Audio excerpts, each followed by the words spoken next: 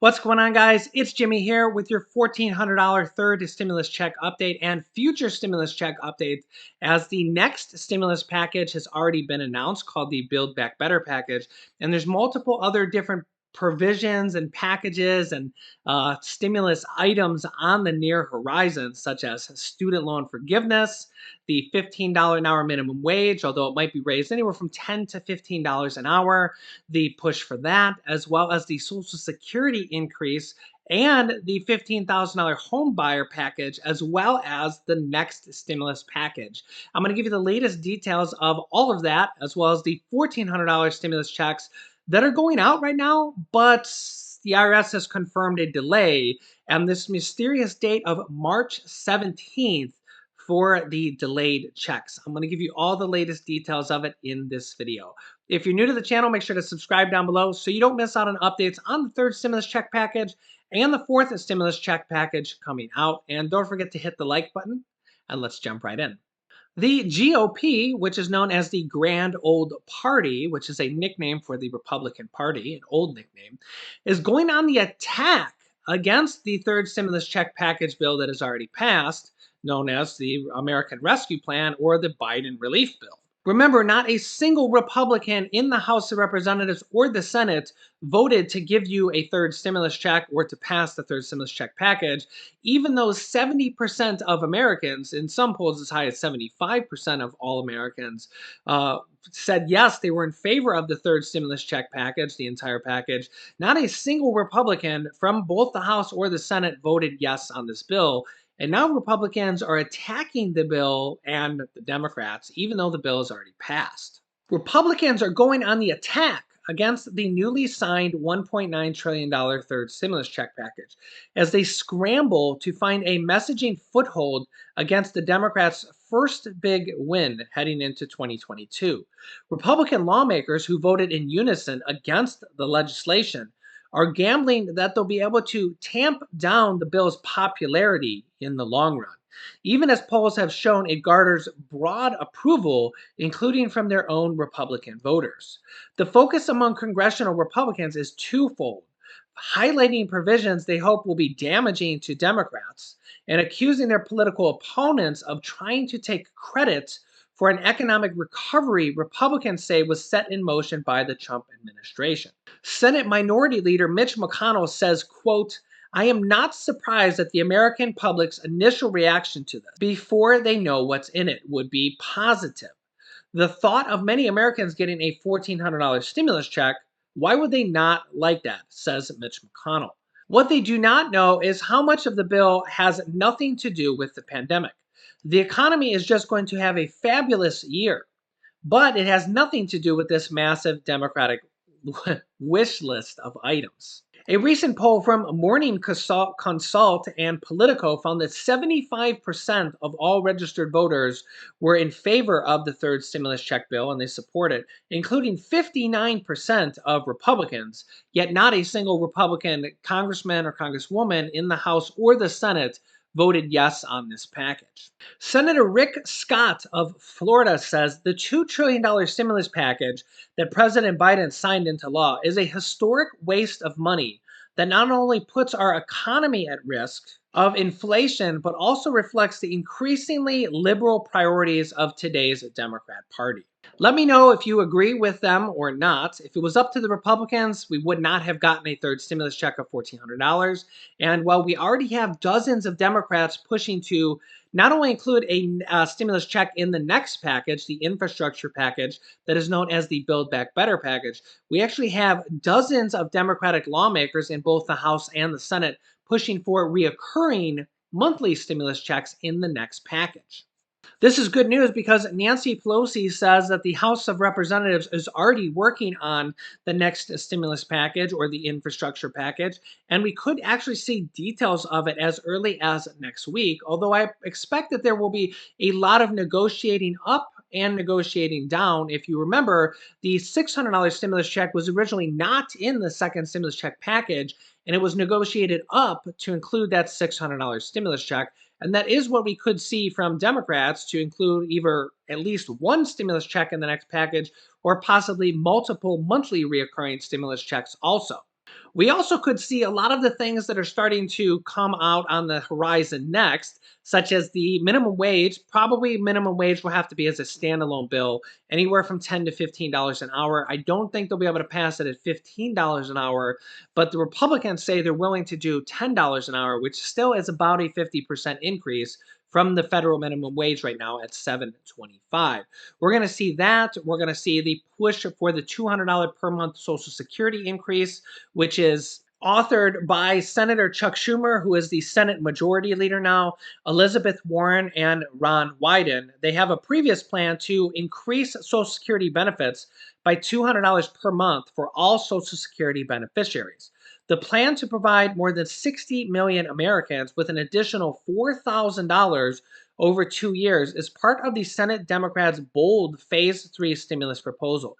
This was not in the third stimulus check package. It was never in the third stimulus check package. This is something that we will likely see in the near upcoming future. Now that the third stimulus check package has been cemented, the real question is, will we see these upcoming things such as, well, the minimum wage will have to be through a standalone bill, but the $200 per month Social Security increase, the student loan forgiveness, the $15,000 home buyer credits.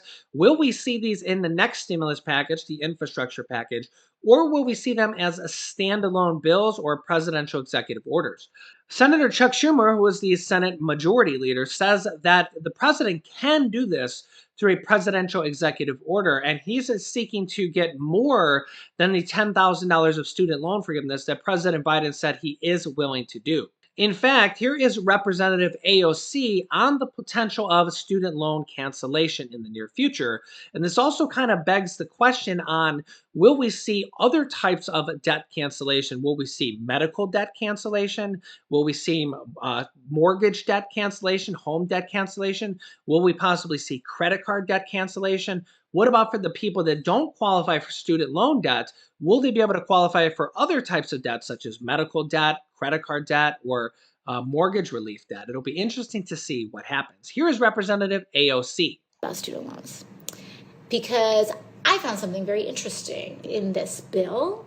Now, before everyone gets ahead of themselves, there is not student loan cancellation in this bill, but there is a provision that feels like an Easter egg, which I think gives us some hope, because not only are college students going to get, stimulus checks that they didn't get last year, but I noticed, and some people noticed, that there is a tax provision tucked away that says if your student loans get canceled, that cancellation, you don't have to pay taxes on that cancellation. Which, in other words, you wouldn't have to, it wouldn't be processed in as though, it would not be, if your student loans get canceled, it will not be treated as though, the government gave you money for you to pay off your loan so that you would have to pay taxes on that. So let's say you had, several $1,000s in student loan debt, you wouldn't pay taxes on the cancellation for that. Now, there's no student debt cancellation in the bill. So this provision that's tucked in, I think, tells us, if you care about student debt cancellation, it's go time for you. You need to mobilize, and now is the time to organize, to create the political pressure, because in there, tucked away, is almost like a little, someone's paving the path. And I can't claim credit for that provision. If you want, I can go into some of my specific contributions to this bill as a lawmaker.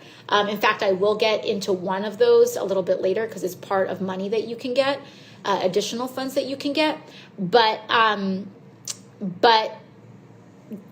progressives are looking out for you. And by the way, this is the benefit of electing a movement of progressives to Congress, because when there's so, when there's so few of us, like if it's just like, and this is the benefit, for example, of expanding the squad, because when there's just four of us, there's only so much we can do, right? There's only physically so many amendments that we can introduce. And people will say, why don't you do that? Why don't you do this? Why don't you do that? Because we're human beings with 24 hours in a day. And so when you elect more progressive members to Congress who are not financed by big money, who are not financed by lobbyists, when you pitch in, small dollar donations, you get people who are looking out for everyday working people. And so I didn't have the bandwidth on this because I was working on unemployment, I was working on adding adult dependents, I was working on FEMA funeral assistance, which we'll get into, but we don't have to rely on one person to do everything.